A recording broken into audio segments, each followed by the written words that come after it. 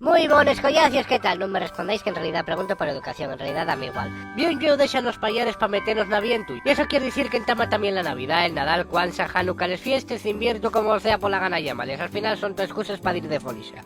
Y si dudabais que ya te acerca, echáis una huellada por la ventana, que tanto de ciudades sea yumaes, seito guapes, que pienses, madre mía, ¿y esto a quién se le ocurrió? ¿De quién fue la idea de ir ayumándoles cosas pel Nadal? Pues eso vamos pero ahora, después de la cabecera, que no sé cómo oye, porque el programa es nuevo y en tanto bien un vi la cabecera. Venga, vamos, velo y cuéntamos, va. ¡Qué cabecera más guapa, mamina! ¡Qué cosa más chula! Yo mentira, no la vi todavía. Bueno, pues resulta que lo de adornar el Nadal con luces bien de bien yoñe, ya cuando los alemanes entamaron a poner árboles en esos cases para conmemorar las fechas navidiegues. Y para adornarles iban poniendo ibeles a las cañas de los árboles para que quedara guapo, que podían poner luces, pero claro, ya que estamos hablando del siglo XVIII, oye, eso de la electricidad como que en tu vida estaba per llegar. Del siglo XIX esta costumbre empezó a ponerse de moda también en Inglaterra y fue precisamente ahí donde Joseph Swan, inventor de la bombilla de luz incandescente, ayudó al propietario del Teatro Savoy de Londres a adornar el teatro con luces de fades, como les nomaron, para el estreno de una ópera a finales de payares en 1882. ¿Y qué son esos luces de fades, diréis? Pues guirnaldes navidiegues de toda la vida, lo que pasa es que los ingleses, para la originalidad de los nombres, pues nada, eso sí, muy poéticos.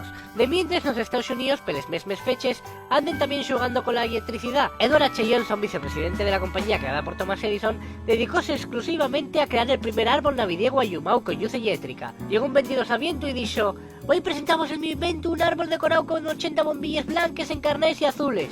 Anda, que chulo, Edward, ¿y esto pa qué sirve? ¿Pa qué lle? No sé, pero mira cómo pienso, Tomás, mira. Madre mía, Edward, ¿ves? Por eso nunca contamos contigo para las cosas importantes. Mucho rir, pero tampoco y fue tan mal, porque en malepenes unos años les tiendes también decoráis la fecha con este árbol inventado por Edward. Pues me verlo diciendo: díselo yo, que estoy a petarlo, díselo yo. Con todo esto ya era cuestión de tiempo que les caes en tamaño en ayumase también. Y así la fue. En 1920 aparece la primera ciudad iluminada en Navidades de la que se tiene constancia, la avenida de Santa Rosa en Pasadena, California.